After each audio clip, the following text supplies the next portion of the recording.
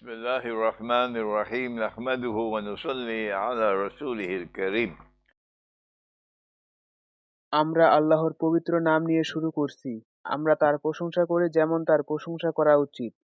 আমরা তার সকল মহান রাসূলের উপর শান্তি ও আশীর্বাদ প্রার্থনা করি, যাদের মধ্যে শেষ নবী মুহাম্মদ সাল্লাল্লাহু আলাইহি সাল্লামও রয়েছেন। আপনি কি অনুবাদ করতে পারেন? আমি আপনাকে আলতো করিয়ে মনে করে দিচ্ছি। আরো একবার, যখন আমাদের নবী সাল্লাল্লাহু আলাইহি সাল্লাম বলেছিলেন, যখন আমরা নামাজের জন্য দাঁড়াই, তখন আমাদের কাঁধে কাঁধ মিলিয়ে দাঁড়াতে হবে। যদি আপনি মাঝখানে কোনো জায়গা ছেড়ে দেন, তাহলে শয়তান এসে সেই জায়গাটি পূরণ করে। ইমামের কাজ হলো জামাতের দিকে মুখ করে ঘুরে দাঁড়ানো এবং নিশ্চিত করা যে জামাত কাঁধে কাঁধ মিলিয়ে দাঁড়িয়ে আছে, সোজা লাইনে। ইমাম জামাতের দাস নন, ইমাম হলেন সেনাবাহিনীর সেনাপতি ও প্রধানের মতো। তাই ইমামকে ঘুরে দাঁড়াতে হবে এবং জামাতকে বলতে হবে, তোমাদের লাইন সোজা করো। আর জামাতকে বলতে হবে, কোনো ফাঁকা জায়গা রাখো না, তোমাদের কাঁধ একে অপরের সাথে স্পর্শ করো।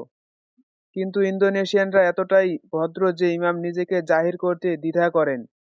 তাই আমি আপনাকে মনে করিয়ে দিচ্ছি, শয়তানকে মাঝখানে দাঁড় করিয়ে এই নামাজ পড়তে দেবেন না। আজ আমরা ইরানের উপর ইসরায়েলের আক্রমণের শেষ বক্তৃতা দিতে চাই, কারণ এরপরে আমাদের যাওয়ার আগে আর মাত্র 3টি সকাল আছে, এবং আমি সেই 3টি সকাল দাজ্জাল এবং সময়ের বিষয়ে ফিরে যেতে চাই। আমি এমন বিষয়গুলি পড়াই যা অন্যরা পড়াচ্ছে না, তাই আমার উপর কাজের প্রচুর চাপ রয়েছে। আজ আমরা যা করছি তা হলো খিলাফা রাষ্ট্রের বিষয়ে ফিরে আসা, যা পবিত্র ঈদ রাষ্ট্র নামেও পরিচিত, যা একটি শাসক রাষ্ট্র।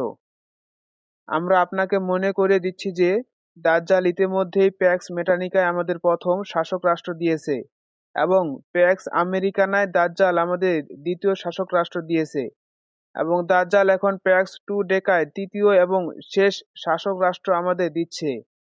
আমি 25 বছর বা তারও বেশি সময় ধরে এই উম্মাহর মধ্যে একাকী কণ্ঠস্বর ইসলামী এক্সেটোলজির এই ভিত্তিটি শিক্ষা দিচ্ছি, এবং 25 বছর পরও আমি একাকী কণ্ঠস্বর। আজ সকালে আমরা আপনাকে মনে করিয়ে দিতে চাই যে অটোমান সাম্রাজ্য যেভাবে নিজেকে একটি বৈধ খিলাফা রাষ্ট্র হিসাবে উপস্থাপন করেছিল, ঠিক একইভাবে ইসরায়েলও এখন নিজেকে একটি বৈধ খিলাফা রাষ্ট্র হিসেবে উপস্থাপন করতে চাইছে। ঠিক একইভাবে অটোমান সাম্রাজ্য যেভাবে একজন নিপীড়ক ছিল, অটোমান সাম্রাজ্য 600 বছর ধরে ভুয়া জিহাদ চালিয়েছে, অর্থোডক্স খ্রিস্টান বিশ্বকে নিপীড়ন করছে, এবং তারা একটা করেছিল শেষকালের বন্ধুত্ব এবং জোট নষ্ট করার জন্য। তারা বিশ্বাস করে যে মুসি হলেন যিশু। অটোমান সাম্রাজ্য 600 বছর ধরে ভুয়া জিহাদ চালিয়েছে, অর্থোডক্স খ্রিস্টান বিশ্বকে নিপীড়ন করছে, এবং তারা এটা করেছিল শেষকালের বন্ধুত্ব এবং জোট নষ্ট করার জন্য। তারা বিশ্বাস করে যে মসিহ হলেন যিশু, কুমারী মরিয়মের পুত্র। মসিহ 2000 বছর আগে এসেছিলেন, মসিহ চলে গেছেন এবং মসিহ একদিন ফিরে আসবেন। এই দুই ব্যক্তি মুসলিম এবং খ্রিস্টান বন্ধুত্ব এবং জোট গড়ে তোলার জন্য নিয়তিপ্রাপ্ত। তখন মসিহ ফিরে আসতে হবে, আর আমি এর জন্য কাজ করেছি, আর আলহামদুলিল্লাহ আমি এর ফল দেখতে পাচ্ছি। অর্থোডক্স বিশ্বে খ্রিস্টান, কিন্তু অটোমান সাম্রাজ্য সেই বন্ধুত্ব এবং জোটকে নষ্ট করার জন্য খ্রিস্টানদের বিরুদ্ধে ভুয়া জিহাদ চালিয়েছিল।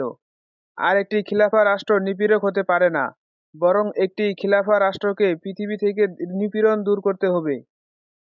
আজ সকালে আমরা আপনাকে মনে করিয়ে দিচ্ছি যে অটোমান সাম্রাজ্য যেমন একটি ভুয়া রাষ্ট্র ছিল, তেমনি ইসরায়েলও একটি ভুয়া খিলাফা রাষ্ট্র। ইসরায়েল একটি নির্মম নিপীড়ক। ইসরায়েল গাজায় গণহত্যা চালাচ্ছে। ইসরায়েল ইরানের ওপর অন্যায় যুদ্ধ চালিয়েছে। ইসরায়েল খিলাফা রাষ্ট্র হতে পারে না। আমরা আপনাকে বলেছি যে ইসরায়েল যতক্ষণ না নিশ্চিত হয় যে ইসরায়েল ইরানের পারমাণবিক কেন্দ্রগুলিতে আমরা আপনাকে বলেছি যে ইসরায়েল যতক্ষণ না নিশ্চিত হয় যে ইসরায়েল ইরানের পারমাণবিক কেন্দ্রগুলিতে যথেষ্ট ক্ষতি করেছে, ইরান এখন বা নিকট ভবিষ্যতে পারমাণবিক শক্তি হতে পারবে না, ততক্ষণ পর্যন্ত ইসরায়েল ইরানে আক্রমণ চালিয়ে যাবে।